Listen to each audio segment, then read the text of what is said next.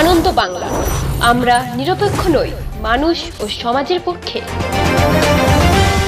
নিবেদন করছে RP club private limited এবং Leo, a large EV and solar innovation. সহ নিবেদক বারডোয়ান ইউনিটেক টেকনিক্যাল ইনস্টিটিউট, যে দেয় চাকরি ও ভবিষ্যতের গ্যারান্টি। দেশ জুড়ে নিট পরীক্ষা নিয়ে তোলপাড়। গত 18 জুন হওয়া ইউজিসি নিট পরীক্ষাকে বাতিল ঘোষণা করল কেন্দ্রীয় শিক্ষা মন্ত্রক। পরীক্ষা নেওয়ার ক্ষেত্রে বেশ কিছু অনিয়মের অভিযোগ সামনে আসার পরই তড়িঘড়ি বিজ্ঞপ্তি দিয়ে এই সিদ্ধান্তের কথা ঘোষণা করে কেন্দ্রীয় সরকার। বৃহস্পতিবার নিট দুর্নীতির প্রতিবাদে বিক্ষোভ দেখায় এসএফআই, ন্যাশনাল টেস্টিং এজেন্সি। কেন্দ্রের যে সংস্থা পরীক্ষা এবং ফল প্রকাশের দায়িত্বে, তার বিরুদ্ধে তীব্র ক্ষোভ প্রকাশ করেন তারা। এদিন বামেদের ছাত্র সংগঠন এসএফআই বর্ধমান পার্কাস রোড থেকে মিছিল করে বর্ধমানের প্রাণকেন্দ্র কার্জনগেট পর্যন্ত মিছিল করেন।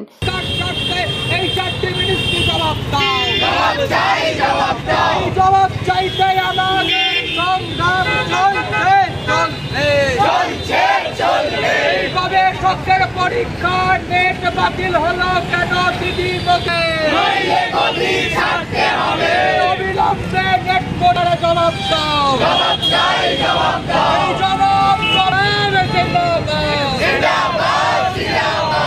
তাদের দাবি এই দুর্নীতির সিবিআই তদন্ত হোক, আসল কারণ সামনে আসুক। এই পরীক্ষা বাতিলের ফলে কয়েকশো ছাত্রছাত্রী ভবিষ্যৎ অন্ধকারে, তাদের পেছনে ফেলে দিচ্ছে এই কেন্দ্রীয় সরকার। বর্ধমান জেলা, পূর্ব বর্ধমান জেলার এসএফআই এর ডাকে আজকে এখানে এই প্রোগ্রাম। মূলত খালি বর্ধমান বলে নয়, রাজ্যের বিভিন্ন জায়গায় আমরা এসএফআই এর পক্ষ থেকে এই বিক্ষোভ সংগঠিত করছি। আপনারা জানেন যে গত 18 তারিখ, এই দুদিন আগে আমরা নিজেরাও নেট পরীক্ষা দিয়েছি। পরীক্ষা দিয়ে এসে আমরা পরীক্ষার আনসার মেলাচ্ছি, অনেক ক্ষেত্রে দেখছি ঠিক হচ্ছে, মনে হচ্ছে হয়তো হয়ে যাবে। তারপরে এসে দেখছি হট করে সন্ধ্যাবেলা 19 তারিখ বলছে নাকি নেটটা ক্যান্সেল হয়ে গেল। ছেলে খেলা হচ্ছে নাকি?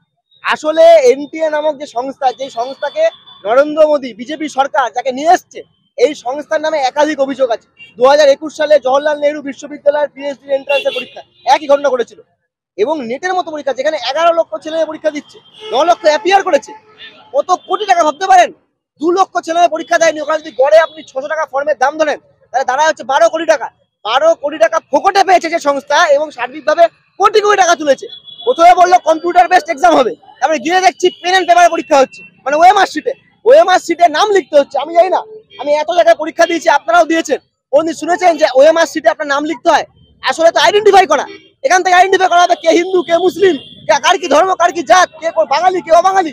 আসলে এই পুরো পদ্ধতির মধ্যে দিয়ে আমাদের মনে হচ্ছিল গলদ আছে, এবং গলদটা বেরিয়ে এলো।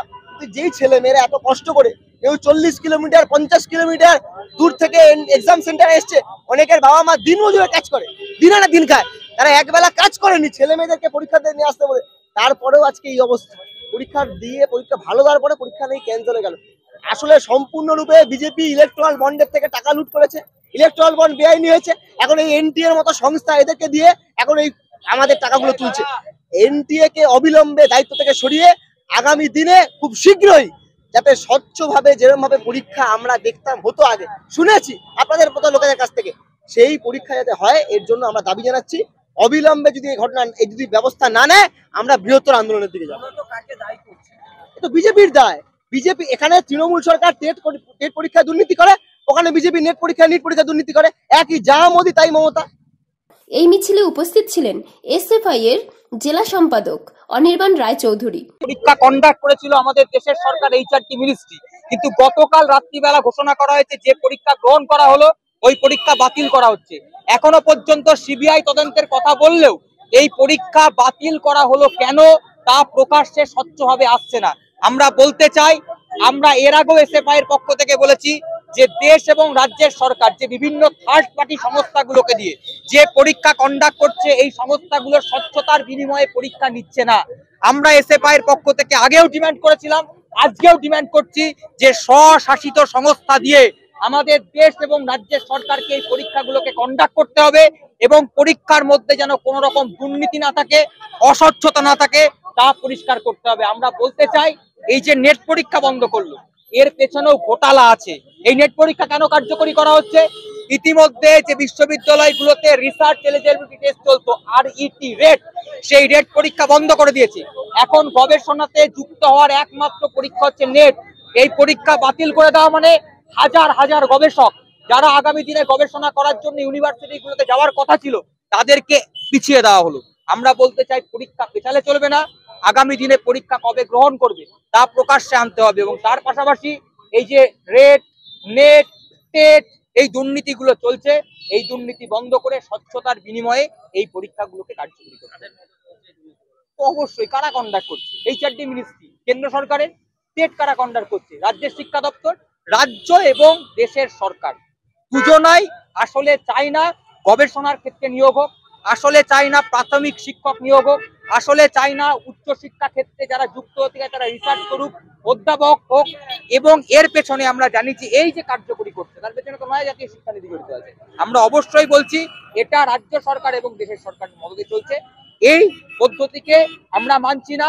স্বশাসিত স্বচ্ছ সংস্থার বিনিময়ে নেট হতে পারে, রেট হতে পারে কিংবা নিট হতে পারে, এই পরীক্ষাগুলোকে কার্যকরী। আন্দোলনের পক্ষে তো অবশ্যই সফলতা। আন্দোলন করেছিলাম বলেই তো আপনারা দেখতে পেরেছেন কোভিড লকডাউন পিরিয়ডে এসএফআই আন্দোলনের ফলে দীর্ঘ 2 বছর পর স্কুল কলেজ খুলেছিল। আমরা বলতে চাই এই আন্দোলনে আজকে হয়তো আমরা ফলাফল পাবো না, কিন্তু ধারাবাহিক আমাদের বামপন্থী ছাত্র সংগঠনের আন্দোলন, আমরা কোনোদিন টি20 ম্যাচ বা কোনোদিন ওয়ানডেতে বিশ্বাস করি না। আমরা জানি এই শাসকের বিরুদ্ধে আন্দোলন করতে এবং ধারাবাহিক আন্দোলন করতে হবে। ধারাবাহিক আন্দোলন এসএফআই এর পক্ষ থেকে আমরা করি। পূর্ব বর্ধমান থেকে দেবাশিস ঘোষের রিপোর্ট, আনন্দ বাংলা।